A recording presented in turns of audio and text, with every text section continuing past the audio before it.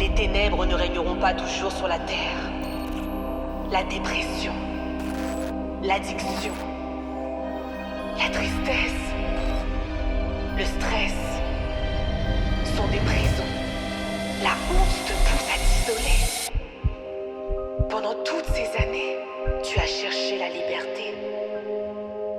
Ce n'est pas un hasard si tu te retrouves ici. J'ai entendu tes cris. Je t'appelle encore une fois. Ne résiste pas. Laisse-toi conduire par le son de ma voix. Je suis là, avec toi.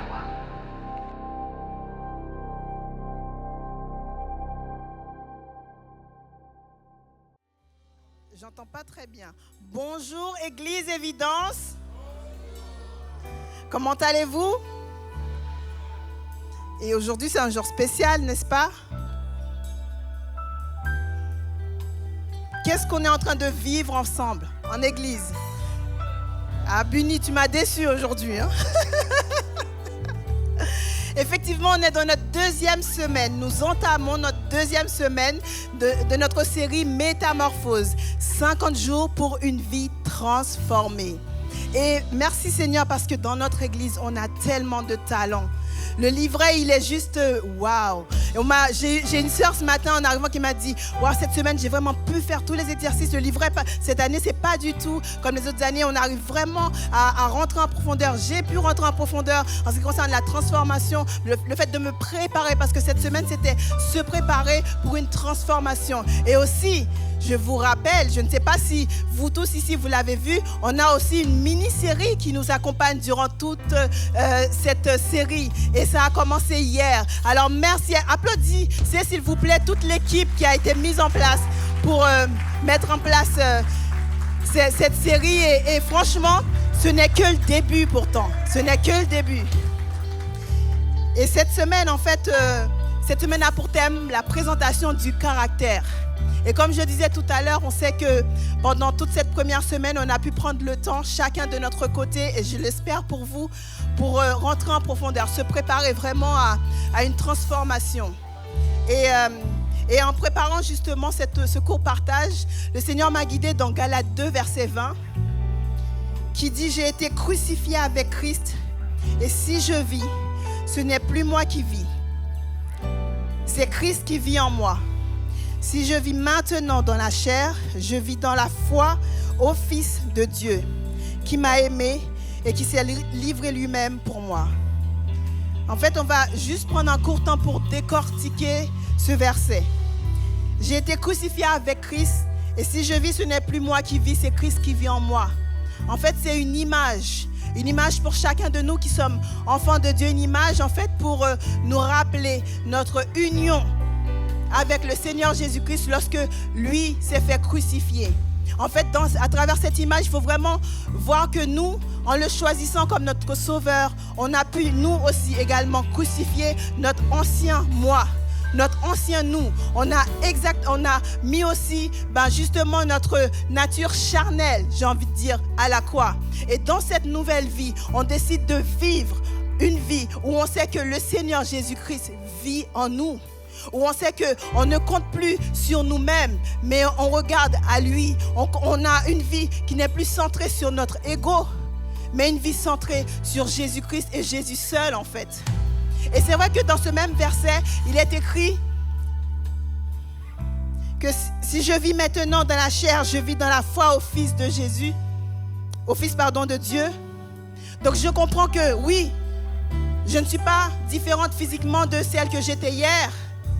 Mais j'ai la vie de Jésus en moi en fait. Donc je ne vis plus en fonction de ma nature pécheresse qui me condamnait avant. Mais aujourd'hui je vis une vie libre en Jésus-Christ qui vit en moi. Et dimanche dernier, le pasteur nous a rappelé que nous avons également vécu cette résurrection avec lui. Et que aussi sa puissance, la même puissance qui était en lui, vit en nous. Et parce qu'à un moment donné, on a été touché par l'amour de Jésus, parce qu'on a pris conscience du fait que c'est un acte d'amour, le fait qu'il ait été à la croix pour l'humanité tout entière, qu'il ait été à la croix pour moi, pour toi. Et c'est la base de notre foi en fait. C'est parce qu'on a cru à ça qu'aujourd'hui on est enfant de Dieu, qu'aujourd'hui on fait partie de ses disciples. Mais ma question pour vous ce matin, est-ce que vraiment, de notre vie de tous les jours, nous reflétons le caractère de Jésus? Est-ce que vraiment Jésus qui vit en nous se voit dans nos œuvres de tous les jours? Est-ce que dans notre quotidien, les gens nous voient transpirer Christ en fait? Est-ce que dans notre quotidien, dans tous les domaines de notre vie, on voit en nous cette personne qui ressemble à Jésus? Est-ce que moi, en tant qu'épouse, mon mari peut dire qu'il voit Jésus en moi? Et inversement, est-ce qu'en tant que mère, mes enfants peuvent dire qu'ils voient Jésus en moi? Est-ce qu'en tant qu'ami, les autres peuvent dire qu'ils voient Jésus en moi? Est-ce qu'en tant que collègue, les autres peuvent dire qu'ils voient Jésus en vous? Est-ce qu'en tant que tout simplement voisin, les autres peuvent témoigner en fait de cette différence que vous faites à travers votre nouvelle vie? Il est question de ça en fait pendant les 50 jours de métamorphose.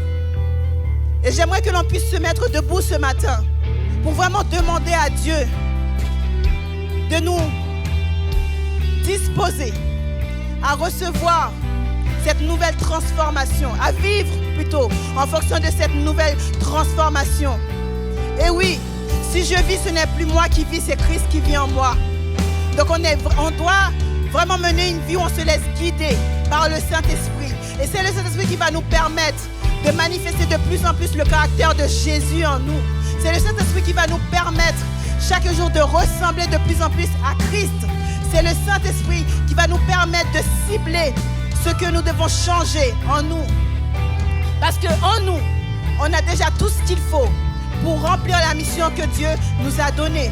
En nous, nous avons déjà tout le nécessaire pour mener à bien ce que le Seigneur nous demande.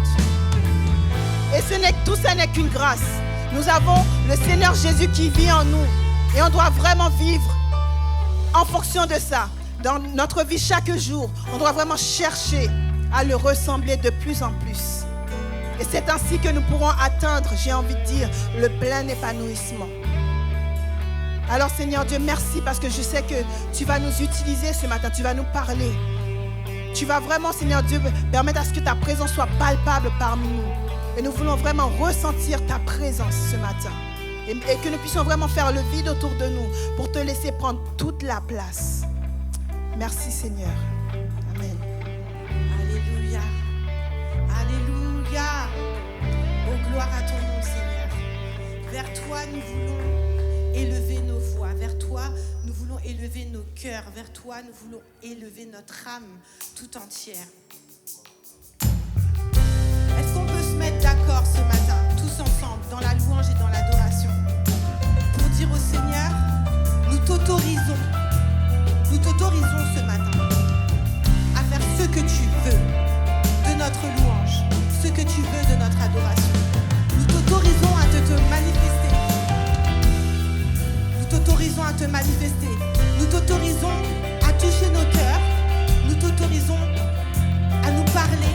Nous t'autorisons à communiquer avec nous. Est-ce qu'on peut se mettre d'accord ce matin? J'ai pas entendu. Est-ce qu'on peut se mettre d'accord ce matin? Alléluia.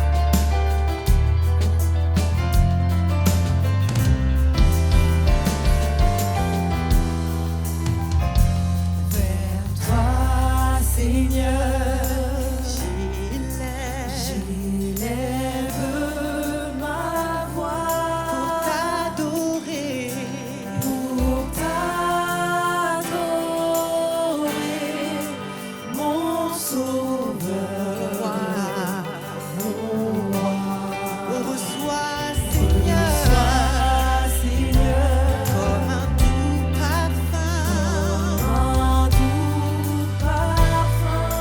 L'amour et le chant.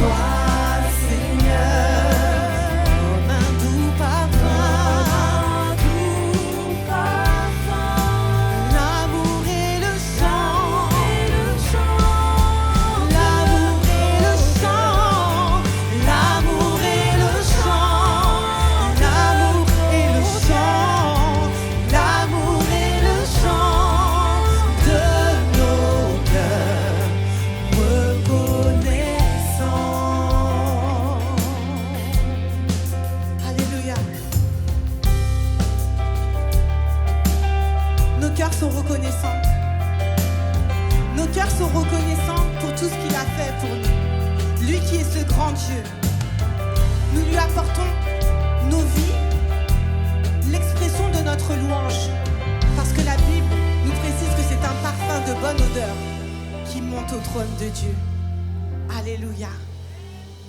En Romains 15, versets 8 à 11, on nous explique que Jésus est venu pour deux causes sur cette terre. Il est venu pour parler à ses frères, son peuple, le peuple d'Israël, mais aussi pour accomplir la prophétie que Dieu avait établie depuis bien longtemps, de sauver les nations. Hors Israël, les nations c'est nous. Et nous sommes greffés et nous devenons l'Église. Et nous sommes le frère adoptif, entre guillemets, de Jésus. Et quand on pense que cette prophétie, elle a été donnée au temps où justement il n'y avait que le peuple d'Israël qui pouvait communiquer avec Dieu, c'est énorme. Et Jésus est venu pour accomplir cette prophétie. Pour que toi, pour que moi, nous puissions aujourd'hui être dans ce lieu et être en capacité de l'adorer. Est-ce que tu vas prendre ta place ce matin? La place que Dieu t'a donnée pour ouvrir ta bouche et le remercier. Parce qu'il est venu pour changer ta vie. Il est venu pour te bénir. Est-ce que tu vas ouvrir ta bouche ce matin? On va chanter ensemble Adonai. Parce que Adonai veut dire Seigneur des seigneurs, Roi des rois, autorité suprême, Maître. C'est lui le grand Dieu, mais il est venu jusqu'à toi. C'est lui le grand Dieu, mais il est capable de descendre à ton niveau.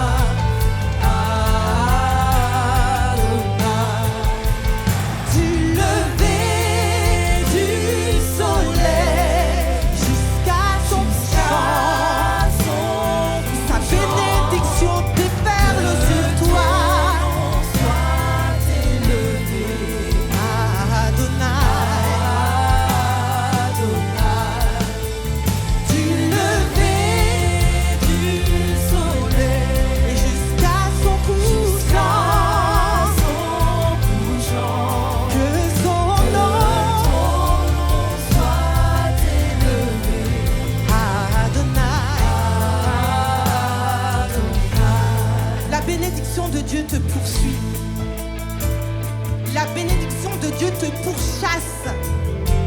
Je ne sais pas si tu t'es rendu compte, tout ce que Dieu a déployé, juste pour que tu fasses attention à lui. Le nombre de prophéties, le nombre de visions, le nombre de paroles qui t'ont été adressées, le nombre de prédications que tu as entendues où il y a eu des paroles de révélation, le nombre de fois où tu as lu ta Bible et où il y a eu des rémas, le nombre de fois où des inconnus avec qui tu n'as aucun lien sont venus te révéler la direction de Dieu pour toi, le nombre de miracles qu'il a accomplis dans ta vie, le nombre de guérisons, le nombre de réconciliations, le nombre de coïncidences, de hasards qui se sont déployés pour que tu puisses faire attention à ce grand Dieu. C'est un Dieu extraordinaire. Il a créé tout l'univers et pourtant il a déployé un certain nombre d'outils là pour t'atteindre, pour te dire je t'aime, pour te dire tu comptes pour moi plus que la prunelle de mes yeux, pour t'amener dans ce lieu, pour que tu puisses l'adorer, que tu puisses le louer et déposer tes hommages. Adonai, c'est lui ce grand Dieu, c'est lui ce grand Dieu.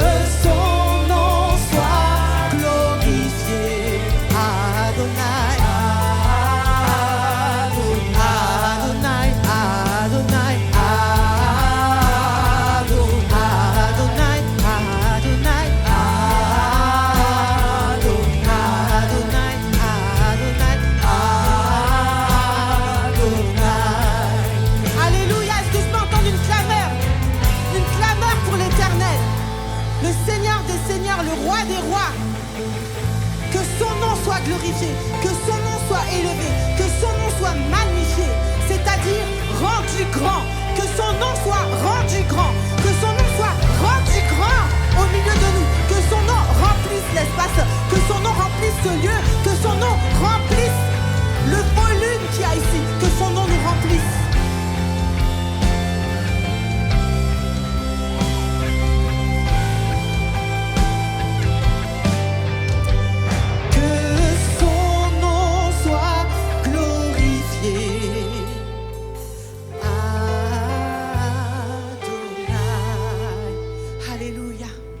Alléluia, il est digne. Il est digne. Et maintenant, nous allons parler à notre âme. J'aimerais que tu puisses parler à ton âme ce matin et lui ordonner de louer l'Éternel. Car tu as cette autorité. Tu peux parler à ton âme et lui dire, mon âme, maintenant tu vas louer. Je ne sais pas dans quelle disposition tu es venu, mais dispose ton cœur maintenant. Car Dieu a besoin de libérer quelque chose dans cette pièce. Il a besoin de libérer quelque chose sur toi.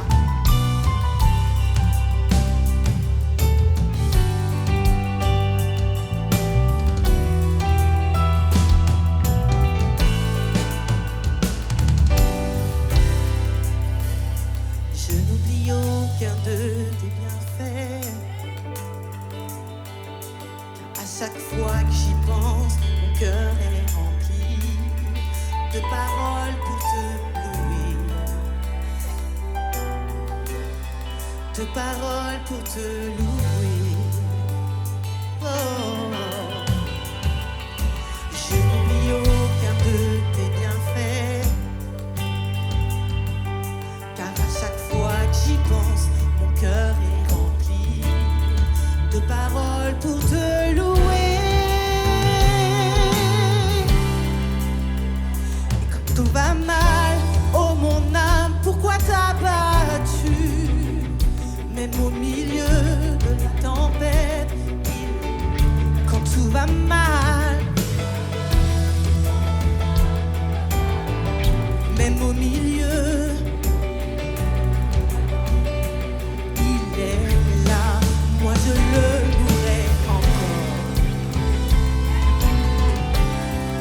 Moi je le louerai encore. Oh mon âme, bénis l'Éternel.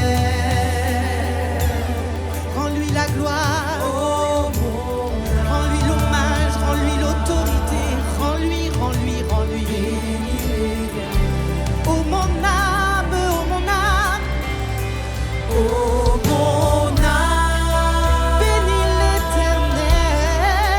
Bénis l'Éternel. Oh mon âme, bénis l'Éternel. Je n'oublierai rien de tes bienfaits. Je n'oublie aucun de tes bienfaits. À chaque fois que j'y pense, mon cœur est rempli de paroles pour te louer, de paroles pour te louer, de paroles pour te louer. Non, non, non, non, je n'oublierai pas. Je n'oublie aucun de tes bienfaits. À chaque fois que j'y pense, mon cœur est rempli de paroles pour te louer. Et quand tout va mal, oh mon âme, pourquoi t'abattu? Même au milieu de la tempête, il est là. Quand tout va mal, oh mon âme, pourquoi t'abattu? Même au milieu de la tempête, il est là. Moi je le louerai encore. Alléluia, je te louerai encore. Moi je le louerai encore. Oh mon âme, bénis l'Éternel. Oh mon âme, bénis l'Éternel. Bénis l'Éternel. Oh mon âme,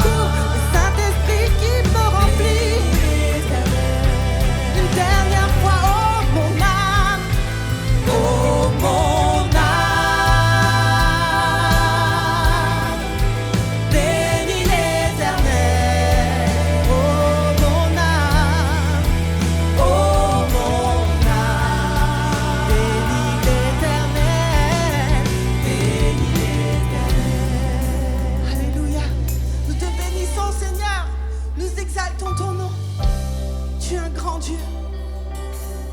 Tu es un grand Dieu. Que le Saint-Esprit te parle ce matin. Que le Saint-Esprit te parle. Que le Saint-Esprit se manifeste ce matin. C'est l'Esprit qui parle de Jésus à notre cœur. C'est l'Esprit qui nous aide à le comprendre. Parce que c'est l'Esprit de Jésus-Christ.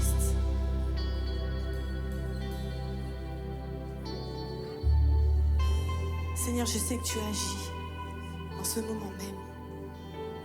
Tu parles au cœur, Seigneur.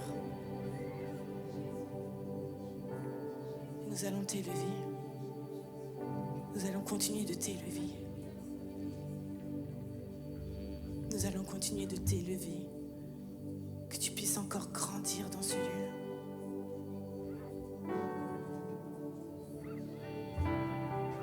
Nous t'adorons, nous t'adorons, nous t'adorons, nous t'adorons, nous t'adorons, nous t'adorons, nous t'adorons. Alors que tu rencontres plusieurs dans ce lieu, tu es en train de rencontrer. Tu as dit dans ta parole, je vais frapper à ta porte. Je m'assierai avec toi et nous parlerons ensemble.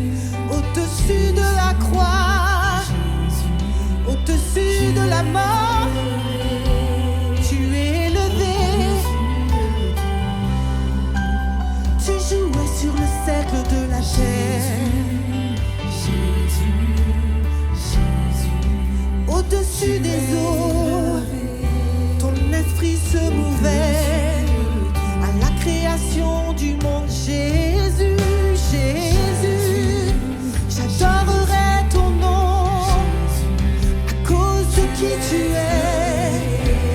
Fils de Dieu, Fils de Dieu, la parole révélée, tu es. Jésus, Jésus, tu es élevé au-dessus de tout. Tu es élevé au-dessus de tout. Tu es élevé au-dessus de tout. Au-dessus de mes circonstances, au-dessus de mes souffrances, au-dessus de mes doutes, Seigneur, au-dessus de ce que je ne comprends pas. Tu es élevé et tu maîtrises toutes choses, mon Dieu. C'est pour ça que je peux te faire confiance. Tu es élevé, tu es élevé, tu es élevé, tu es élevé au-dessus de tout.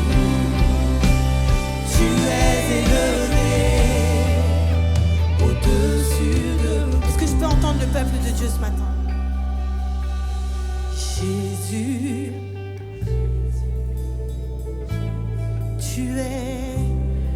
Quand tu dis ça, tu l'élèves, tu vois. Tu es en train de l'élever au-dessus de toute chose qui règne sur cette terre. Jésus, au-dessus de tes combats, au-dessus de ce que tu ne maîtrises pas, au-dessus de tes peurs, de tes angoisses, il est élevé. Jésus, c'est ta prière Son nom est plus grand, son nom est plus puissant. Au-dessus. Maintenant, prends de l'assurance quand tu déclares Jésus, Jésus, Jésus. Que ta conviction s'entende au-dessus de tout. Tu es élevé au-dessus de tout. Tu es élevé au-dessus de tout. Tu es élevé au-dessus de tout. Allez, crie maintenant. Tu es élevé au-dessus de tout. Prends ta victoire. Tu es élevé au-dessus de tout. Au-dessus de tout. Au-dessus de tout. Au-dessus de tout. Au-dessus de mes impossibilités. Au-dessus de mon incrédulité. Tu es élevé. Tu es élevé. Tu es élevé. Tu es élevé. Au-dessus de tout. Tu es élevé. Tu es élevé. Au-dessus de tout. Alléluia. Est-ce que je peux entendre la louange du peuple de Dieu ce matin? La louange de celui qui croit que Jésus est élevé. Avant que notre pasteur vienne pour nous enseigner, est-ce que je peux entendre le consensus des gens qui sont d'accord ensemble pour dire que Jésus est au-dessus de tout, dans leur vie, dans celle de leurs proches, dans le monde, qu'il règne au-dessus de tout? Est-ce que je peux entendre le son d'une église qui a compris? Tu es élevé. Tu es élevé au-dessus de tout. Tu es glorifié au-dessus de tout. Tu es exalté au-dessus de tout. Tu es magnifié au-dessus de tout. Il est élevé au-dessus de tout. Alléluia. Reçois la gloire, reçois l'hommage, reçois la reconnaissance. Alléluia.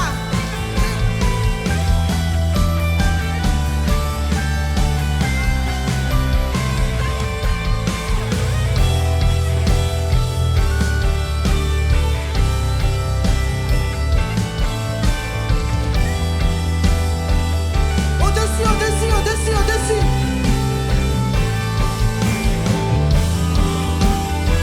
Alléluia. Alléluia. Fais monter ta louange.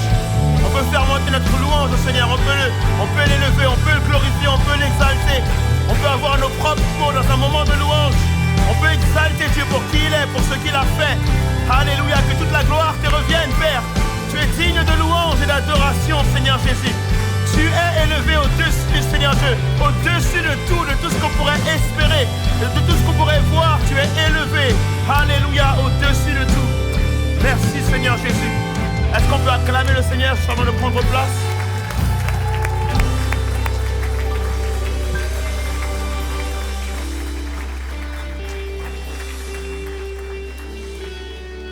Alléluia. Alléluia. On peut remercier aussi toute l'équipe de louange. Merci à vous. Merci beaucoup. Je vous bénisse. On va pouvoir prendre place ensemble. Ok. Est-ce que tout le monde va bien? Et de ce côté, est-ce que tout le monde va bien? Oh, dites-moi ça avec du caractère. Est-ce que tout le monde va bien? C'est ça le souci. Dès qu'on dit du caractère, ça crie plus fort. Ok. On parle de caractère. On est sur notre challenge des 50 jours. Est-ce que j'ai des livrets dans la salle? Levez. Ah ouais. Ok. Super. On n'atteint pas la moyenne. Il y en a peut-être qui n'ont pas levé. Ok. Ça fait vraiment plaisir d'être dans ce challenge ensemble des 50 jours sur le caractère. Et je vous assure, en fait, pendant que je préparais les différentes prédications, quand on réfléchissait ensemble sur la personne le caractère, pardon, en fait, j'avais le sentiment d'être quelqu'un qui avait été comme berné pendant des années. En gros, on m'a pas fait comprendre ce qu'était vraiment le caractère et l'importance même du caractère. Et je n'avais absolument rien compris sur ce qu'est le caractère. Et du coup, le fait de travailler, de peaufiner cela, ça m'a permis de comprendre le caractère. Et c'est vrai qu'aujourd'hui, ça me met plutôt dans une détermination. Et j'espère que ce sera le cas pour toi, pour moi, pour nous tous, d'être déterminés à refléter le caractère de Christ. Alors, j'entends pas beaucoup d'amen par rapport à ça. De refléter le caractère de Jésus-Christ.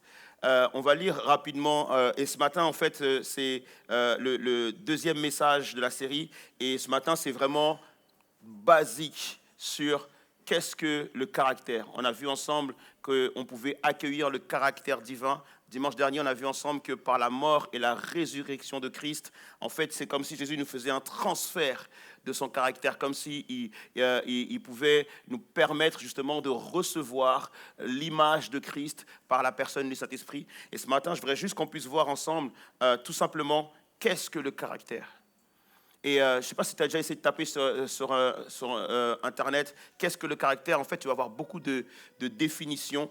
Et la première chose, on va d'abord lire le texte, pardon. Hébreux 1, verset 3. Hébreux 1, verset 3 nous dit « Le Fils est le reflet de sa gloire et l'empreinte de sa personne, et il soutient toutes choses par sa parole puissante. Il a fait la purification des péchés et s'est assis à la droite de la majesté divine dans les lieux très hauts. » Et on pourrait en fait tout simplement dire que le Fils est le reflet de sa gloire et le caractère de sa personne. Et on est en train de parler du fait que le Fils est le caractère véritablement du Père. Il y a un autre texte aussi, du coup, qui est en Genèse, qu'on va lire ensemble, donc c'est la prochaine diapo de Genèse 1, 27, qui nous dit, du coup, Dieu créa l'homme à son image, il le créa à l'image de Dieu, il créa l'homme et la femme. Donc on répète, c'est juste, Dieu créa l'homme à son image, il le créa à l'image de Dieu, il créa l'homme et la femme. En d'autres termes, il créa à l'image de son caractère. Et donc, du coup, dans ce texte-là de Genèse, c'est le caractère en hébreu, et c'est le mot tselem qui est derrière, le mot image, et tselem, ça signifie statut. Dans le texte grec qu'on a pu lire tout à l'heure, le mot caractère, c'est un mot justement qui vient du grec et qui signifie empreinte. L'empreinte de quelque chose. Et donc, ça m'a permis de comprendre que finalement, les définitions qu'on pouvait avoir du caractère étaient très souvent erronées, parce que le caractère est en réalité comme un signe gravé appartenant, par exemple, à un système d'écriture. Lorsque tu prends la lettre A, B ou C ou D, en fait, on appelle ça des caractères. Pourquoi ? Parce que justement, ces lettres ne varient pas, elles ne changent pas. Que ce soit jour, nuit, peu importe les circonstances, A sera toujours A. Pareil, si tu prends un chiffre, on appelle ça aussi un caractère, dans le sens où le chiffre ne change pas, ne varie pas. 1, ça fera toujours 1. 2, ça fera toujours 2. Peu importe le temps, les circonstances, ça ne changera pas. Pareil pour le mot statue. Une statue, c'est quelque chose qui est là. Pareil pour une gravure, c'est quelque chose qui est là pour durer, qui ne varie pas, qui ne change pas. Et dès lors qu'effectivement, on a aussi des symboles qui ne changent pas, on les appelle aussi des caractères. Pourquoi ? Parce que ça ne change pas. Et d'ailleurs, lorsque effectivement tu te rends compte qu'il y a une marque que tu connais, à laquelle tu étais habitué, le jour où cette marque change son symbole, ça change tout, ça te chamboule, même toi personnellement. Certains vont réagir par rapport à ça, certains seront tristes, certains seront fâchés, parce qu'ils ont été habitués effectivement à quelque chose. Donc un caractère, c'est quelque chose, justement, une empreinte, une statue, un signe, un symbole qui ne change pas, qui ne varie pas. Et lorsqu'on parle justement de la personne de Dieu, on dit que Dieu en lui, il n'y a aucun changement, il n'y a pas d'ombre de variation. Donc le caractère de Dieu, c'est qu'il ne change pas et qu'il ne change pas en fonction des temps ou en fonction des saisons. Donc du coup, on comprend que le caractère, ce n'est pas la personnalité, ce n'est pas le tempérament comme on pourrait le croire, mais en réalité, c'est quelque chose qu'on a reçu de la part de Dieu et qui ne change pas. Est-ce qu'on est d'accord avec ça ou pas ? Donc c'est important de comprendre cela. Parce que lorsque Dieu dit du coup, je vous ai créé à mon image, ça veut dire qu'il y a l'empreinte de Dieu en chacun d'entre nous. C'est-à-dire qu'il y a l'image de Dieu en chacun d'entre nous. Ça veut dire qu'il y a le caractère de Dieu en chacun d'entre nous. Et que du coup, on ne doit pas se tromper lorsqu'on parle justement de caractère. Par exemple, on se dit souvent, quelqu'un a un bon caractère et un autre a un mauvais caractère. Alors qu'en réalité, c'est Dieu qui a donné le caractère à chacun. L'image de Dieu n'est pas que dans les chrétiens, l'image de Dieu est dans tous les êtres humains. Est-ce qu'on est d'accord avec ça ou pas? Et donc du coup, il n'y a pas de bonne ou mauvaise image de Dieu. Donc Dieu a donné un bon caractère à tous. Est-ce qu'on est d'accord avec ça ou pas? On a tous reçu de la part de Dieu un bon caractère. Souvent aussi, pareil, on va dire à quelqu'un, parce que quelqu'un a du tempérament, parce que quelqu'un est capable de parler de ses opinions, quelqu'un est capable de réfuter, de dire non, quelqu'un va être franc, on va dire à cette personne-là, waouh, tu as du caractère. Et pareil, tout à l'heure, je vous ai dit, s'il vous plaît, dites-moi ça avec du caractère. Tout le monde s'est dit, waouh, on va gonfler la voix, on va dire ça fort.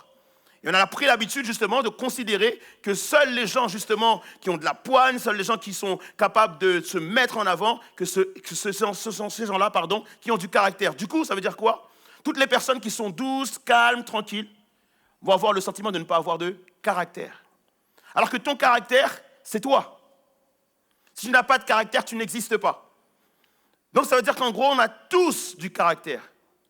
Je ne voudrais pas que quelqu'un se sente inférieur, diminué par rapport aux autres, tout simplement parce qu'il y en a certains qui ont une plus grande facilité à s'exprimer ou quoi que ce soit. En réalité, on a tous reçu de la part de Dieu un caractère. Est-ce qu'on est d'accord avec ça ou pas? C'est très important de le comprendre.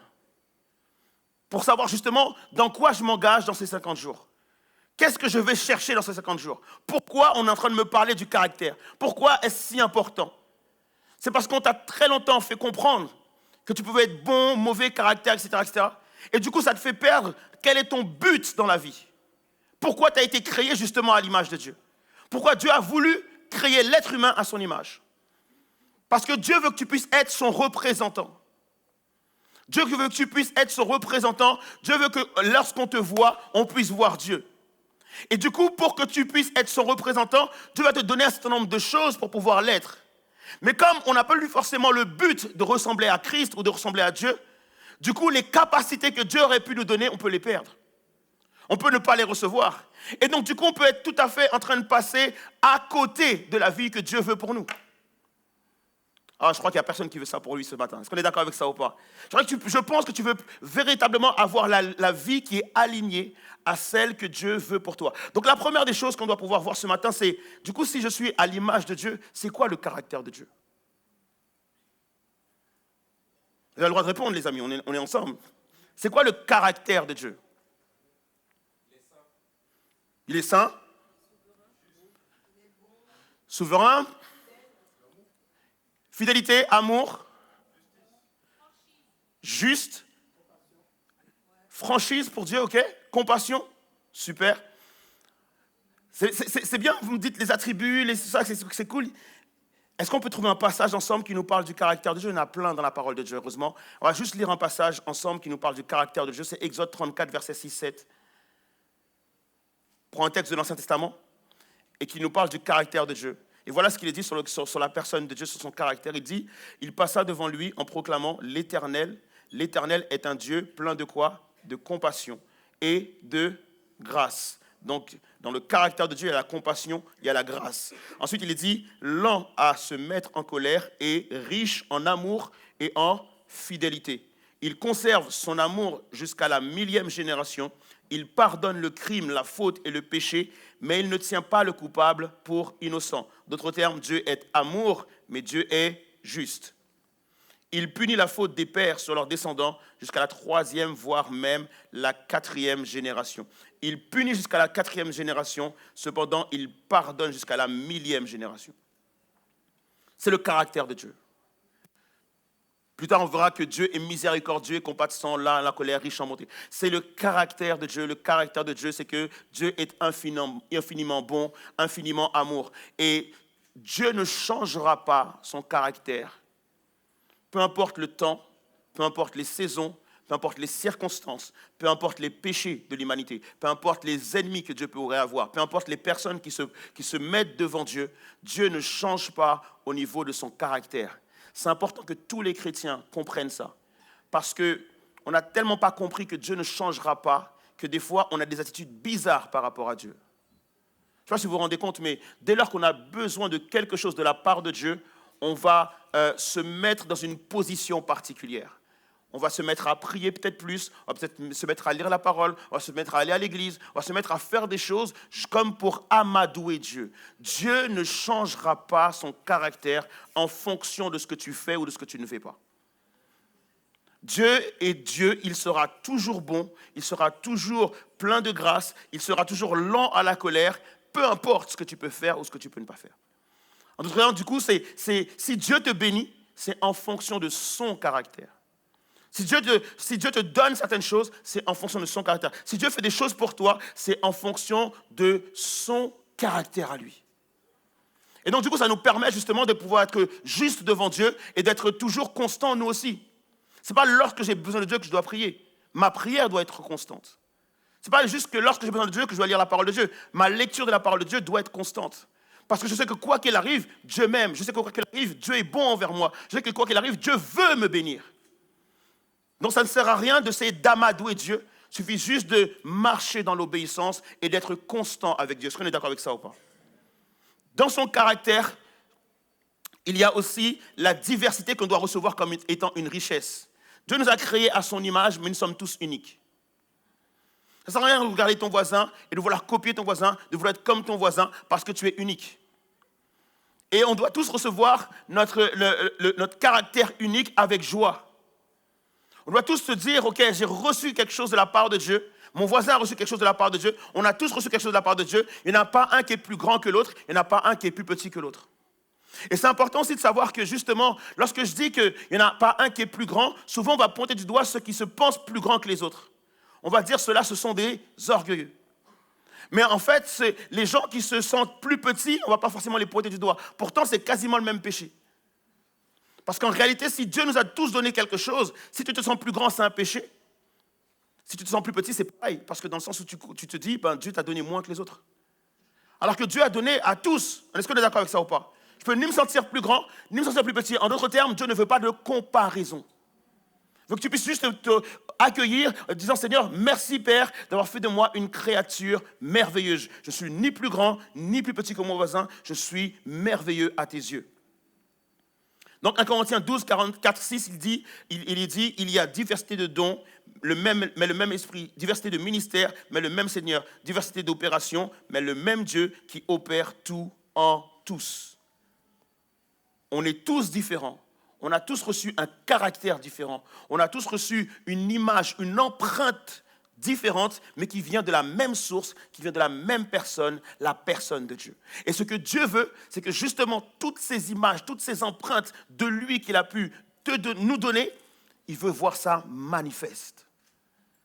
Il veut que tu puisses briller parce que tu as l'image de Dieu en toi. Il veut t'élever parce que tu as l'image de Dieu en toi. Il ne veut pas que quelqu'un reste en retrait. Non, brille avec ton caractère. Sois animé par le caractère que Dieu a mis en toi. Et ça, c'est important justement de pouvoir connaître mon caractère. Du coup, au niveau du caractère, ok, Dieu nous a créés bons. Maintenant, ce qui se passe, c'est qu'il y a eu le péché. Il y a eu la chute. Et qu'est-ce que la chute a provoqué? C'est que par rapport au caractère bon que Dieu m'a donné, il y a comme une seconde personne, il y a comme quelque chose qui est venu en moi à cause du péché. Parce que pourquoi Adam et Ève ont péché, c'est parce qu'ils voulaient être comme Dieu. Ils voulaient être autonomes. Ils voulaient prendre leurs propres décisions, aller comme avec leur propre volonté, n'étant plus obligés de faire la volonté de Dieu. Et c'est ça la rébellion, c'est lorsque tu veux effectivement faire les choses comme toi tu le penses. Et donc du coup, le péché a permis quoi? A permis qu'il y ait l'ego en chacun d'entre nous. Et l'ego, c'est quoi? C'est pas le fait de penser à toi uniquement. Parce qu'il est bon de penser à soi. La Bible dit que je dois aimer mon prochain comme moi-même. Et il y a beaucoup de gens qui l'oublient. En fait, pour pouvoir aimer quelqu'un, je dois d'abord m'aimer. Pour pouvoir prendre soin des gens, je dois d'abord prendre soin de moi. Pour pouvoir m'occuper des gens, je dois pouvoir m'occuper de moi. Parce que je dois le faire pour eux comme je le fais déjà pour moi. Mais par contre, l'ego, le problème, c'est qu'au final, je suis centré que sur moi. C'est ça l'ego. C'est que je ne veux pas aider, je ne veux pas partager, je ne veux pas donner, je ne veux pas voir les gens être plus grands que moi, je veux être plus grand que les autres. Et donc, du coup, à cause du péché, nous avons l'ego en nous. Et donc, du coup, maintenant que j'ai l'ego en moi, il y a l'ego, il y a le caractère de Dieu. Il y a comme deux personnes en moi. Il y a le caractère de Dieu, mais il y a aussi moi. Et très souvent, c'est qui c'est qui prend le dessus? C'est moi. Pourquoi je prends souvent le dessus? Parce que je me nourris plus, moi, que je nourris le caractère de Dieu en moi. Je prends plus soin de ma personne que de prendre soin du caractère de Dieu en moi. Et donc, du coup, effectivement, je suis presque prisonnier de moi. Et du coup, pour que le caractère de Dieu puisse se manifester, il faut que je puisse me construire. Et de quelle manière Dieu nous construit? Romains 5, verset 3-5. Comment Dieu construit, comment Dieu enlève, comment Dieu retire tout ce qu'il y a de mauvais pour que justement le caractère de Dieu puisse se manifester. Il est dit, c'est Paul qui le dit, bien plus, nous nous glorifions même dans nos détresses, sachant que la détresse produit quoi? La persévérance, la victoire dans l'épreuve, et cette victoire, l'espérance. Or, l'espérance ne trompe point, parce que l'amour de Dieu est répandu dans nos cœurs par le Saint-Esprit qui nous a été donné. C'est ce que Paul se rend compte. Il se dit, Seigneur, mais ce n'est pas possible, c'est vrai. Moi, je suis changeant. Moi, en fonction des gens, je peux changer d'opinion, je peux changer mes valeurs, je peux changer mon système, je peux être comme une personne qui se transforme en fonction de ce que j'ai envie, de ce que je voudrais faire. Et donc, je comprends une chose, je me glorifie dans mes épreuves, je me glorifie dans les détresses. Je vois que les épreuves, en fait, produisent la persévérance, produisent des valeurs en moi, produisent l'empreinte de Dieu en moi, fait de moi une personne meilleure, permettent à ce que je puisse grandir et que du coup, effectivement, je peux avoir non seulement la persévérance de la victoire dans l'épreuve, mais aussi l'espérance. Je deviens quelqu'un qui est ferme et qui a de l'assurance. Je veux quelqu'un qui est plus fort, quelqu'un qui est capable de résister à la tentation, quelqu'un qui est capable de faire face aux difficultés, quelqu'un qui est capable de développer le caractère de Dieu et quelqu'un qui est capable de dévoiler, de démontrer le caractère de Dieu. Ça, c'est super important que nous puissions traverser par des épreuves, parce que de quelle manière tu fais sortir l'huile? C'est en pressant l'olive. Pour pouvoir sortir l'essence de Dieu en nous, Dieu doit nous presser. De nous faire passer par diverses épreuves.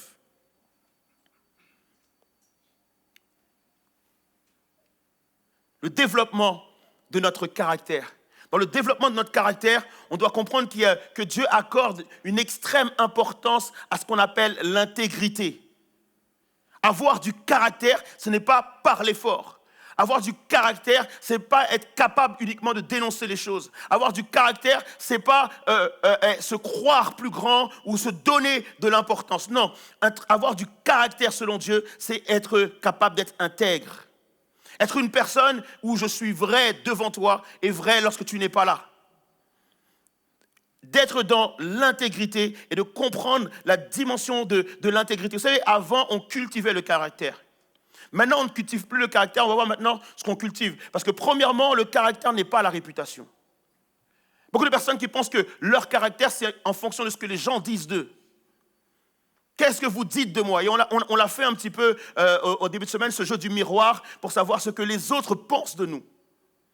Qu'est-ce que tu dis de moi? Et on croit que finalement, le caractère, c'est la réputation. On dit de lui que c'est un homme gentil. On dit de lui que c'est un homme bon. On dit de lui que c'est quelqu'un de sympa. On dit de lui que c'est quelqu'un qui sait parler. On dit de lui que c'est quelqu'un qui est ceci, cela. Et effectivement, et nous, on a pris pour habitude, du coup, de cultiver la réputation et pas le caractère.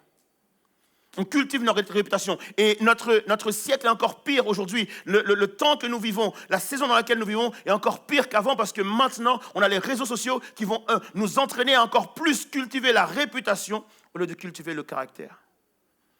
Pourtant, la réalité, c'est que si je cultive le caractère peut sauver ma réputation. Par contre, ma réputation ne pourra pas sauver mon caractère.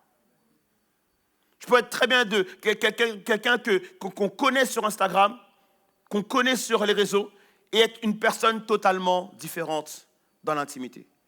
Je peux être une personne qui est connue d'une certaine manière dans une église, ou qui prêche, ou qui fait ceci, qui fait cela, et être complètement différente dans l'intimité.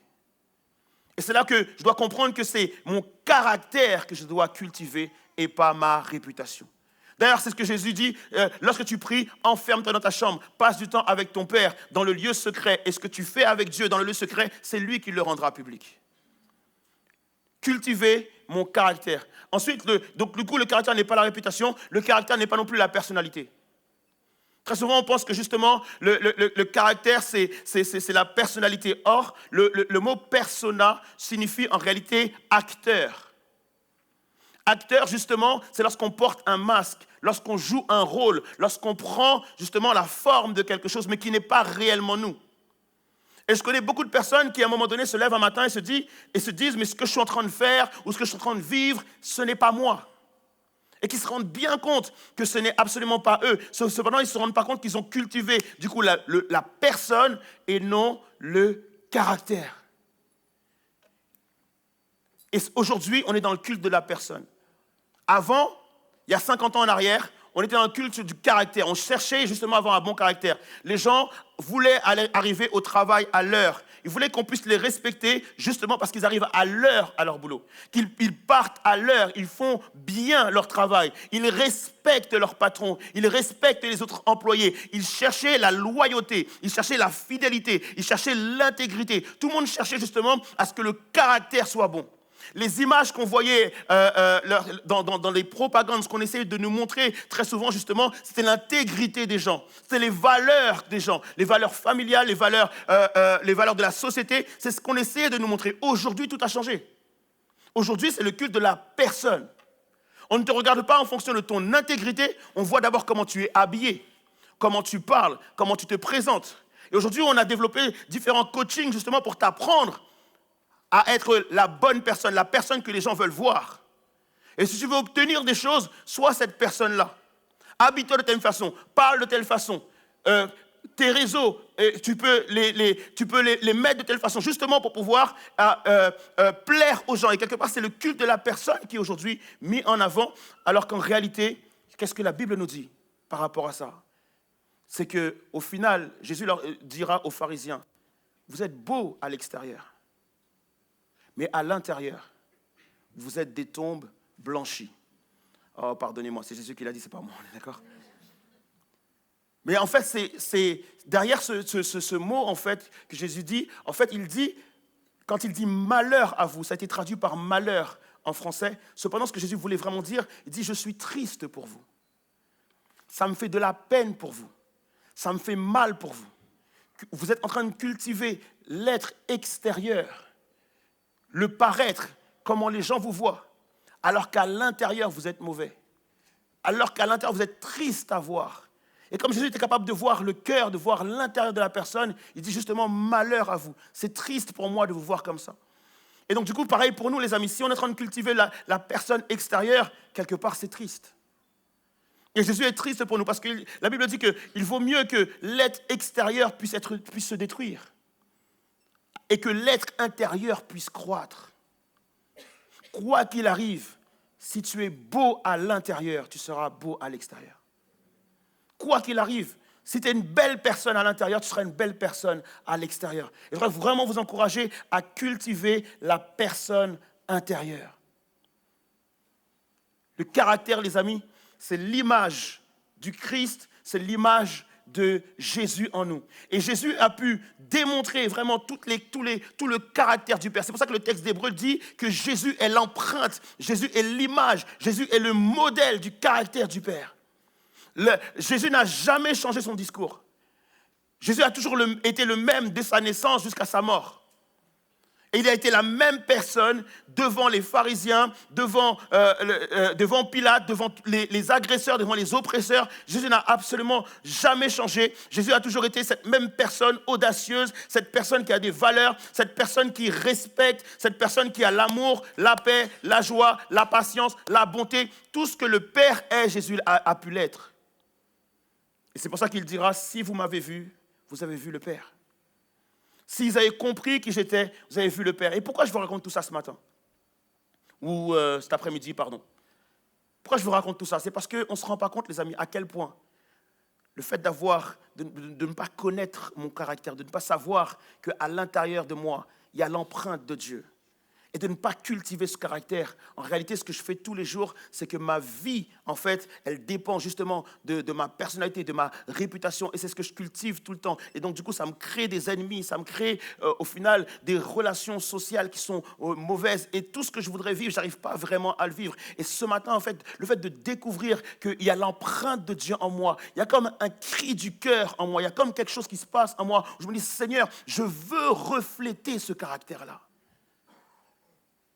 C'est ce que je veux pour ma vie, c'est ce que je veux pour ma famille, c'est ce que je veux pour mes enfants, c'est ce que je veux pour mon épouse, c'est ce que je veux pour mon foyer, c'est ce que je veux pour mes proches. Je ne sais pas à quel âge vous avez comment vous avez grandi, mais je me rends bien compte qu'effectivement, on me dit toujours, Abed, c'est quoi? Il faut que tu choisisses les bonnes personnes autour de toi. Et ce n'est pas quelque chose que je savais faire il y a longtemps, c'est quelque chose que j'apprends aujourd'hui. Mais en fait, ce truc-là veut nous dire quoi? Que finalement, je serai le seul bon. Je ne sais pas si vous vous rendez compte, en fait. Moi, j'aime beaucoup le développement personnel et je suis ça à fond. On a fait un débat jeudi par rapport à ça. Et c'est vrai que je suis ça et ça aide au quotidien. Mais très souvent, en fait, il y a quelques limites par rapport à ça. Et c'est vrai que je me dis, si je dois retirer toutes les mauvaises personnes autour de moi, ça veut dire que je serai le seul bon. Et les personnes qui m'enlèvent autour d'eux. Je ne sais pas si vous vous rendez compte, en fait, il y a des personnes qui, oui, bien sûr, se séparent de toi. Parce que tu n'es pas une plus-value dans leur vie, tu n'es pas une valeur ajoutée dans leur vie. Et de la même manière que tu dois te séparer de certaines personnes, eux aussi ont le droit de se séparer de toi. Et je me dis, au final, bien sûr qu'il y a trop de choses mauvaises en moi. Mais depuis tout petit, on m'a fait comprendre, Abed, il y a bon caractère, mauvais caractère. Et le fait de comprendre qu'en réalité, il y a une image de Dieu en moi, une empreinte de Dieu en moi, qui a comme été salie par le péché, qui a comme été salie par les choses qu'on m'a dites, qui a comme été salie par ce qu'on m'a enseigné, qui a comme été salie par le mépris, le rejet des gens, les blessures que j'ai pu avoir. Quand je comprends ça, en fait, je n'ai qu'une seule envie. C'est-à-dire, Seigneur, il y a un cri à l'intérieur de moi, il y a comme quelqu'un qui a besoin de se réveiller à l'intérieur de moi. Et cette personne qui veut se réveiller, c'est Christ qui vit en moi. C'est l'image de Dieu qui est en moi. En fait, lorsque tu deviens chrétien, on parle de nouvelle naissance. Je ne sais pas si tu as déjà assisté à la naissance d'un enfant. Mais lorsque l'enfant naît, il y a un cri. Il y a comme quelque chose qui s'est libéré. Et en fait, lorsque l'Esprit de Dieu est venu en chacun d'entre nous, en fait, il y a un cri qui nous a poussé à la repentance. Tu as dit, Seigneur, pardon pour mes fautes, pardon pour mes péchés. Je veux donner ma vie à Jésus. Il y a comme un cri du cœur. Et en fait, il y a un moment donné où tu as eu le regard vers le ciel. Où tu te dis, Seigneur, c'est à toi que je veux ressembler. Tu as comme vu le Père se manifester devant toi. Tu dis, j'ai vu l'image de Dieu et je veux ressembler à ce Dieu-là. Mais malheureusement, dans notre vie chrétienne, en fait, on a comme perdu ce désir de ressembler à Christ. On a comme perdu cette naissance, ce feu qui s'est révélé en nous pour dire, je veux ressembler à Jésus. Au fur et à mesure de notre vie chrétienne, on a commencé à regarder à d'autres images. Est-ce que cet après-midi, il y a quelqu'un qui se dit, Seigneur, je veux avoir cette image-là. Je veux avoir cette image-là. On a vu la semaine dernière que par la mort, la résurrection de Jésus, c'est possible.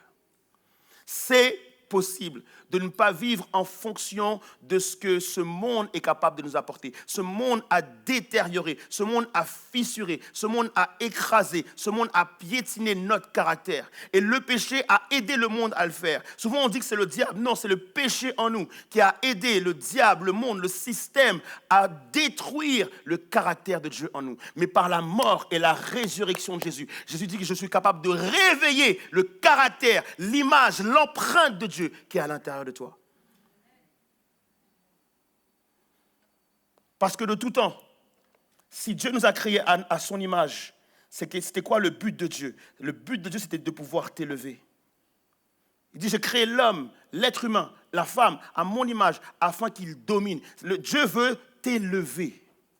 La Bible déclare que les plans et les projets que j'ai fondés sur vous sont des plans de bonheur et non de malheur. Quelqu'un dit à son voisin, élévation. Dieu veut t'élever. Dieu veut t'élever. Élévation, ça signifie quoi? Que tu puisses briller. C'est ça l'élévation. Que tu puisses briller, que l'on puisse te voir. Et comment Dieu élève? C'est qu'il permet à ce que sa gloire soit sur toi. Et la gloire de Dieu, c'est la personne de Dieu, c'est l'autorité de Dieu, c'est l'empreinte de Dieu, c'est la puissance de Dieu. Dieu veut que sa gloire soit sur toi. Dieu veut qu'on puisse te voir. Pas la réputation Facebook, Instagram, non. Dieu veut que l'on puisse te voir plus que ça. Toi, tu te bats pour avoir 2-3 followers, mais Dieu a même prévu 10 000 followers pour toi, 20 000, 1 million de followers pour toi. C'est toi qui ne te rends pas compte et tu te bats quotidiennement pour en attraper 2-3.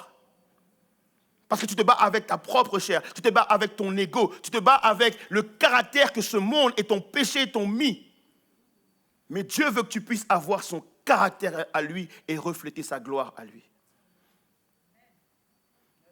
Alors j'ai envie de terminer ce message juste pour te dire de quelle façon tu peux accéder à l'élévation. Est-ce que tu es d'accord avec ça ou pas? Est-ce qu'on est d'accord avec ça ou pas? Sinon je rentre à la maison, je dis c'est bon, c'est pas grave. Comment en tant qu'enfant de Dieu, en tant que chrétien, on peut accéder à l'élévation? Vous savez, l'une des choses qui justement me dérange dans l'Église, c'est que les chrétiens, on les considère comme des personnes passives.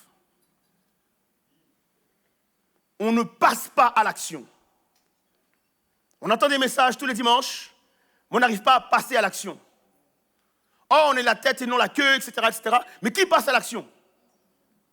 J'ai un témoignage par rapport à ça. J'ai un bon ami à moi qui s'appelle Josué Bonhomme et qui aimait faire... on faisait soit des mini-conférences. En fait, il travaillait dans les ressources humaines. Et donc, on faisait souvent des mini-conférences justement aux jeunes pour les aider à trouver de l'emploi, etc. Alors, je dis c'est lui qui faisait, ok? Et en fait, à la fin de chaque conférence, j'allais le voir, je disais, Josué, mais est-ce que tu es content et tout ça, etc. Parce qu'on fait le bilan, on fait, etc. Il me dit, en fait, je me rends compte que j'ai fait toute 1 heure de conférence. Toutes les personnes qui étaient à la conférence avaient besoin d'entendre ça. Toutes les personnes qui étaient à la conférence ont toutes dit « ouais, c'est super ». Mais il y a peut-être 2-3 personnes sur 100 qui vont venir le voir à la fin pour passer à l'action. Pour dire « Josué, c'est comment maintenant? Donne-moi le formulaire, donne-moi de remplir, donne-moi comment on fait, etc., etc. » Et ça le décevait tout le temps à chaque fois.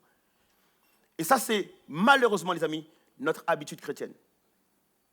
On entend, on écoute, c'était super. Après, il y a barbecue, terminé. En fait, en vrai, il faut qu'on puisse être un peuple qui allons passer à l'action. Il ne faut pas juste entendre le message. Dire, Seigneur, ton caractère, si je le veux, il faut que je passe à l'action. Quelles sont les choses que je dois faire pour obtenir le caractère de Dieu? Et donc, on va terminer ce message par un exemple très concret dans la Bible. C'est l'exemple de Joseph.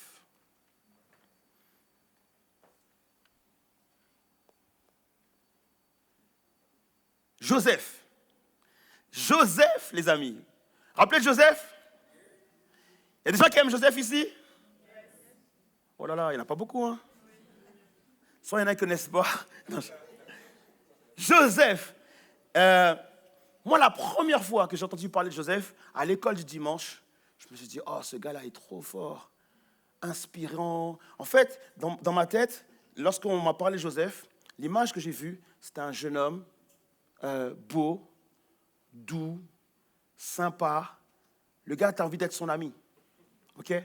Ça, c'est l'image que j'avais de Joseph. Tout le monde pensait ça de Joseph. Okay?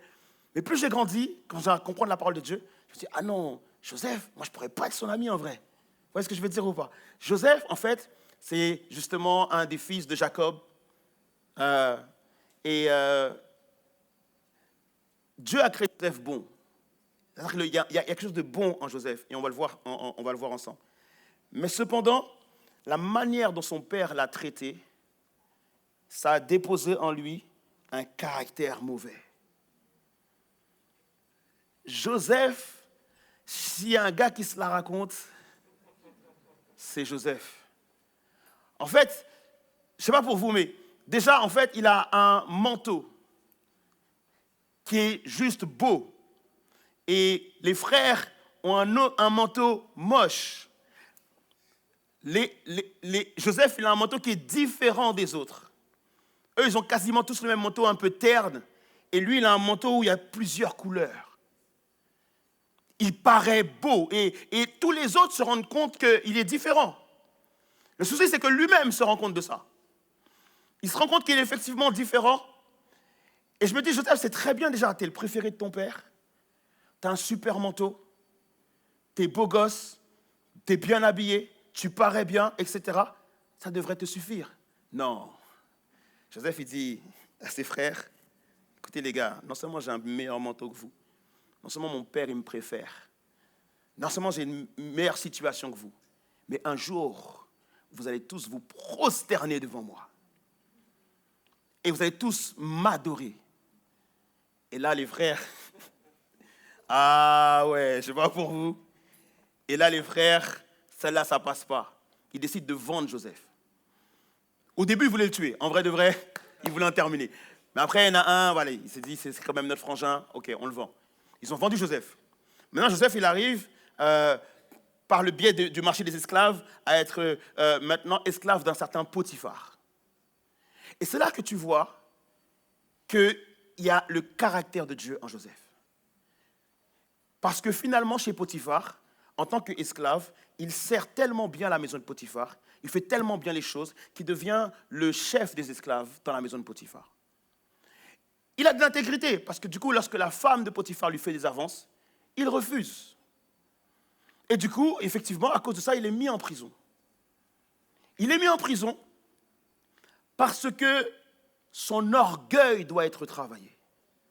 Il est mis en prison parce que tout ce que son père biologique a mis en lui doit être retiré pour qu'il puisse avoir accès au caractère du véritable père. Il est mis en prison pour passer des épreuves. Et dans ces épreuves de prison, il va connaître effectivement le fait d'être oublié. Parce qu'il y a 2 personnes à qui il avait deviné les rêves et ces 2 personnes, il leur avait dit, s'il vous plaît, dites-le que je suis capable de faire ça. Et les gars l'ont oublié. Rejet, mépris, on l'a accusé à tort, il est en prison. Et moi aussi, j'aurais dit, oh, injustice. Et pendant la prison, il va être travaillé, il va être éprouvé. Et ce qui se passe du coup, c'est qu'un jour, du coup, Pharaon fait un rêve et il a besoin d'un interprète. Et du coup, ils vont lui dire, il y a Joseph dans la prison, il est capable d'interpréter les rêves. Pharaon va faire appel à Joseph. Et Pharaon, lorsque Joseph arrive, il commence à faire des éloges. Joseph, on m'a dit que tu étais capable d'interpréter les rêves. On m'a dit que tu étais le chef de la maison de Potiphar. On m'a dit que tu as des capacités que d'autres personnes n'ont pas. On m'a dit que tu as des dons. On m'a dit que tu as des talents. On m'a dit que tu es capable de faire véritablement de grandes choses. Tu peux être un grand gestionnaire. Tu peux t'occuper de grandes choses. Et c'est là que tu vois que Joseph a changé. C'est là que Joseph va dire, ce n'est pas moi, mais c'est Dieu qui permet cela. Et là, tu te dis, waouh! T'imagines le petit gars orgueilleux qui a été vendu 13 ans plus tard. Il arrive à dire, maintenant, non, ça n'a rien à voir avec moi, c'est Dieu. Et lorsque Joseph a dit que ça venait de Dieu, c'est à ce moment-là que Pharaon lui a dit, maintenant, Joseph, le ciel va s'ouvrir pour toi, tu vas devenir mon second dans la maison de Pharaon. L'élévation vient par le brisement. L'élévation vient par le brisement. Le caractère de Dieu vient par le brisement. C'est les épreuves qui vont finir par te briser. Et lorsque tu seras brisé, tu vas comprendre que tout ce que tu as, ce n'est pas toi, mais ce que tu as vient de Dieu. Pourquoi c'est important? C'est pourquoi tu es élevé lorsque tu es brisé. Lorsque Dieu dit qu'il va élever Moïse, ça n'a rien à voir avec Moïse. Dieu va élever Moïse. Pourquoi? Parce que Dieu veut être élevé à travers Moïse. Lorsqu'il est question d'élever même Jésus-Christ, ça n'a rien à voir avec la personne même de Jésus. Oui, Jésus, c'est le Fils de Dieu, mais ça n'a rien à voir avec le Jésus humain. C'est que Dieu veut s'élever à travers Jésus. Le Père veut s'élever à travers lui. Et lorsque Dieu veut t'élever, veut nous élever, c'est parce qu'il veut élever son nom à travers nous. Et c'est pour ça que c'est important, les amis, d'être brisé. Parce que si Dieu t'élève sans que tu sois brisé, tu vas croire que c'est toi. Si Dieu t'élève sans que tu sois brisé, tu vas dire que c'est toi. Si Dieu t'élève sans que tu sois brisé, tu vas commencer à pavaner. Et tu vas commencer à avoir la réputation. Tu vas commencer à glorifier ta réputation. Tu vas commencer à regarder à ta réputation. Mais lorsque Dieu t'élève et que tu as été brisé et que tu comprends que Dieu veut s'élever à travers toi, tu vas dire, Seigneur, il faut que je puisse diminuer afin que Jésus puisse croître. Est-ce que c'est ce que Jésus veut pour nous?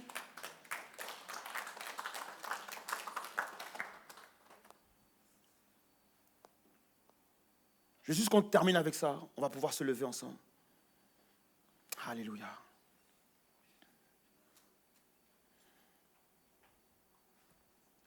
Dieu veut véritablement élever ses enfants. Il est dit que la création même attend la manifestation des fils de Dieu.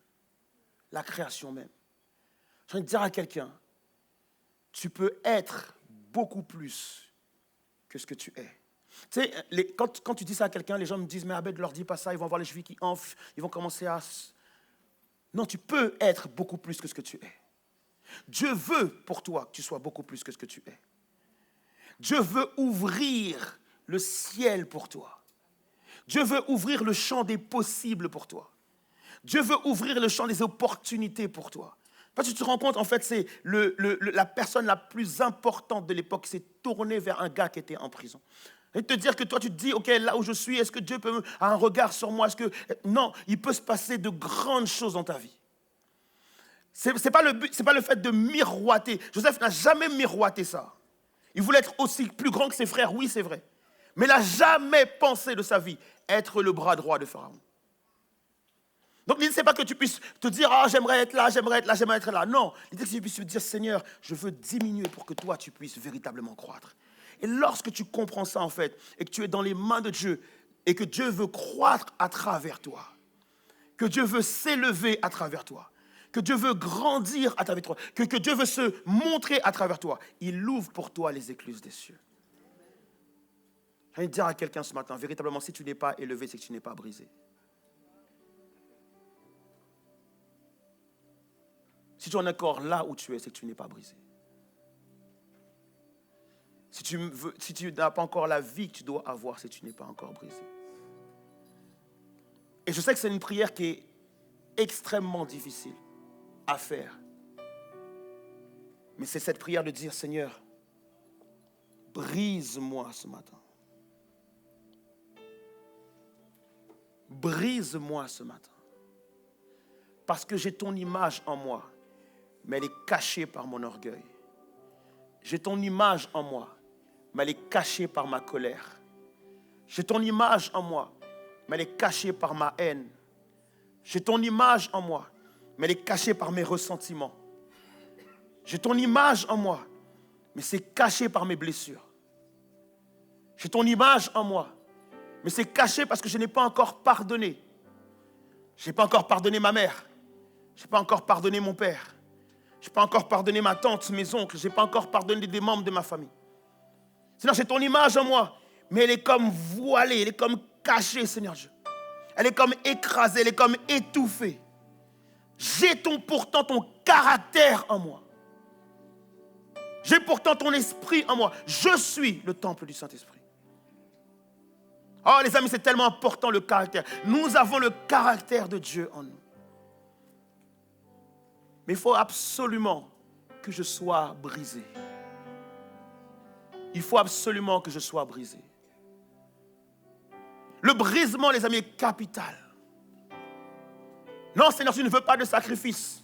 Tu ne veux pas que je fasse quelque chose de plus. Tu ne veux pas que je puisse prendre, que je commence quelque chose de plus. Tu ne veux pas que je puisse prendre une autre initiative. Non, c'est pas ce que Dieu veut. Et très souvent dans nos vies, les choses ne bougent pas. Les choses n'avancent pas. Parce qu'on pense que Dieu veut que je prenne une nouvelle initiative, que je commence quelque chose d'autre, que je puisse élaborer une nouvelle stratégie, ou que je puisse demander peut-être à ChatGPT de m'aider à trouver une nouvelle stratégie. Non. Ce que Dieu veut pour toi, c'est que tu sois brisé.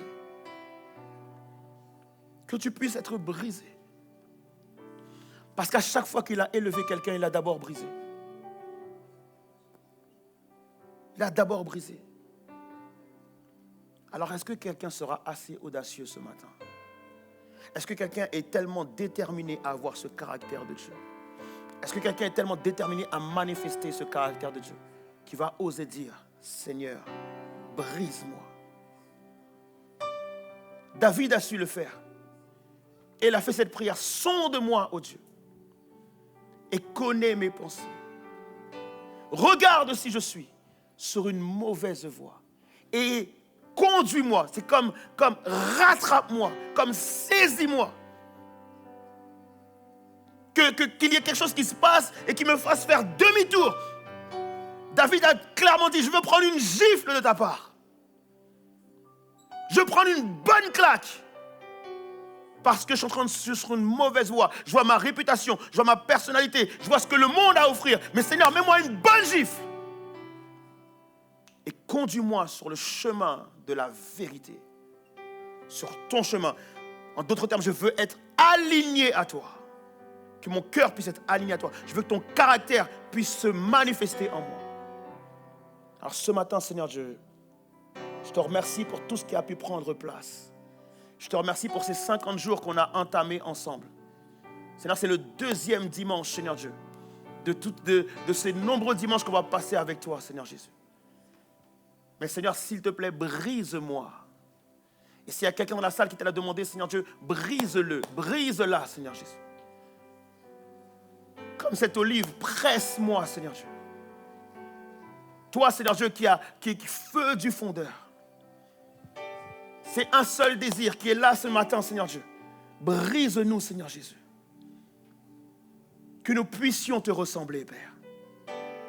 Que l'essence même de Dieu puisse se manifester en nous. Enlève ce qui est sale, enlève ce qui est souillé, enlève ce qui est mauvais, enlève ce qu'on nous a instruit, enlève ce qu'on nous a dit, enlève les mensonges qu'on peut se faire, Seigneur Dieu. Enlève le déni, enlève toutes ces choses qu'il peut y avoir en nous qui nous empêchent de manifester ton caractère. Mais s'il te plaît ce matin, Seigneur Dieu, transforme-nous à ton image. Seigneur, même si ça peut faire mal, même si ça peut nous faire mal, Seigneur Dieu, même si ça peut être dur, Seigneur Jésus, mais fais-le quand même, Père. Parce que lorsque tu l'auras fait, je serai meilleur. Lorsque tu l'auras fait, mes yeux vont s'ouvrir. Lorsque tu l'auras fait, mon cœur va s'ouvrir. Lorsque tu l'auras fait, le fruit de l'esprit pourra se manifester en moi. Lorsque tu l'auras fait, Seigneur Dieu, je pourrai être comme toi, Père.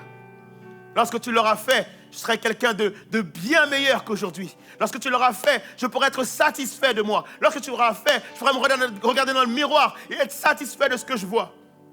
Lorsque tu l'auras fait, Seigneur Dieu, la joie du Seigneur sera sur mon visage. Lorsque tu l'auras fait, Seigneur Dieu, la transformation de Dieu sera sur moi, Père éternel. Lorsque tu l'auras fait, ta lumière brillera au-dessus de moi. Lorsque tu l'auras fait, Seigneur Jésus, l'élévation va pouvoir commencer. Lorsque tu l'auras fait, Seigneur Dieu, ta gloire sera sur ma tête, Père éternel. Lorsque tu l'auras fait, ton visage sera sur le mien. Lorsque tu l'auras fait, Seigneur Dieu, je pourrai resplendir la personne de Dieu. Alors, Seigneur, merci, Père éternel, pour ce qui prend place ce matin. Lorsque tu nous auras brisés, Père éternel, l'Église pourra se réveiller. Lorsque tu nous auras brisés, Seigneur Dieu, les signes et les prodiges pourront se manifester. Lorsque tu nous auras brisés, Seigneur Dieu, ta gloire sera sur nous. La puissance surnaturelle pourra se développer. Oui, nous pourrons déborder. Oui, nous pourrons être ce peuple qui ne restons pas passifs, mais qui passons à l'action. Oui, nous pourrons être ceux et celles qui pourront dépeupler l'enfer. Oui, Seigneur Jésus, roi des rois, parce qu'on ne vivra plus pour nous, mais on vivra pour toi. Seigneur Dieu, on pourra déclarer, ce n'est plus moi qui vis, mais c'est Jésus-Christ qui vit en moi, parce que je serai mort à moi-même.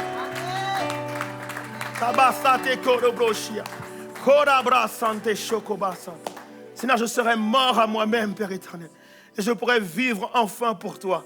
Je ne vivrai plus pour moi-même, mais je vivrai pour toi, Seigneur Dieu. Ce que j'ai déclaré le jour où je me suis baptisé, de vivre pour Jésus, prendra réellement place dans ma vie, Seigneur Dieu. Le premier amour que j'avais pour toi et que j'ai oublié, Seigneur Dieu, reviendra, Seigneur Jésus, roi des rois. Je peux croire, Père éternel, que tu peux me faire renaître à nouveau, Seigneur Jésus. Alors, s'il te plaît, ce matin, n'aie aucune hésitation, Seigneur Dieu, à nous briser. Même si ça fait mal, Père éternel. N'aie aucune hésitation. Alléluia. Si tu es là dans ce lieu et que tu t'attends à être brisé. Je sais, ça a l'air fou parce que personne n'élève, personne ne glorifie lorsqu'il sent qu'il va être brisé. Mais ce matin, il y a des audacieux dans ce lieu qui vont acclamer Jésus pour le brisement. Ça a l'air dingue. Oh, ça a l'air dingue. Ça a l'air dingue, mais il y a quelqu'un qui va se lever dans cette salle et qui va dire, Seigneur, oui, je le veux, je veux, je veux. Alléluia. Oh, il y a quelqu'un qui veut manifester la gloire de Dieu, qui va dire, Seigneur, oui. Oh, je le veux, Seigneur Jésus. Oh, il y a quelqu'un qui va se lever dans ce lieu, qui va dire, Seigneur, c'est vrai que c'est difficile, Père éternel. Mais toi, tu as été cloué à la croix et tu as eu ton élévation. Et c'est vrai que c'est difficile de mourir à soi. Mais Seigneur, c'est ce que je veux, c'est ce que je veux. Oh, c'est ce que je veux, Père éternel. C'est ce que je veux, Père éternel. C'est ce que je veux mourir à moi-même et vivre pour toi. Ça a l'air difficile, ça a l'air compliqué, ça a l'air dingue, ça a l'air fou. Mais je veux être fou pour toi, je veux être passionné de toi. Oh, je veux montrer la personne que tu es. Je veux déclarer Jésus sur ma vie. Alléluia, je veux, Seigneur Jésus, roi des rois. Alléluia, est-ce qu'on peut acclamer Jésus-Christ dans ce lieu? Alléluia. Continue à acclamer le Seigneur Dieu Tout-Puissant. Continue à acclamer celui qui a donné sa vie pour chacun de nous. Continue à acclamer celui qui vit en toi. Est-ce qu'en face de moi, j'ai affaire à des personnes qui désormais vont regarder leurs problèmes avec le caractère de Dieu? Est-ce que j'ai affaire à des personnes qui désormais ne vont pas regarder les choses de façon charnelle, mais juste se dire, j'ai tout ce qu'il faut en moi pour marcher dans le camp de l'ennemi. J'ai tout ce qu'il faut en moi pour marcher de victoire en victoire. J'ai tout ce qu'il faut en moi pour aller de l'avant. J'ai tout ce qu'il faut en moi. Il ne te manque rien. Il ne te manque rien parce que tu as tout ce qu'il faut. Tu as Jésus. Tu as celui qui est allé à la croix, qui a donné sa vie et qui est resté 3 jours dans le séjour des morts et qui est ressuscité. Il est ressuscité. Alors ne cessez pas de l'acclamer. Ne cessez pas de l'acclamer. Ne cessez pas de l'acclamer. Ne cessez pas de l'acclamer. Que cette louange puisse toujours déborder en vous, quelles que soient vos situations. Que cette louange puisse toujours déborder, quels que soient les problèmes qui se présentent à vous. Que cette louange puisse toujours être présente, parce qu'il est celui qui peut tout. Oui, tu ne vois pas d'issue, mais le Seigneur est celui qui surprend toujours. Le Seigneur est celui qui agit de la façon dont tu ne t'attends pas. Alléluia, merci Seigneur Dieu Tout-Puissant. Merci Roi des Rois. Merci, vous pouvez prendre place. Merci à vous qui nous avez suivis en ligne. Je vous souhaite une très bonne semaine et je vous dis à dimanche prochain. Que Dieu vous bénisse.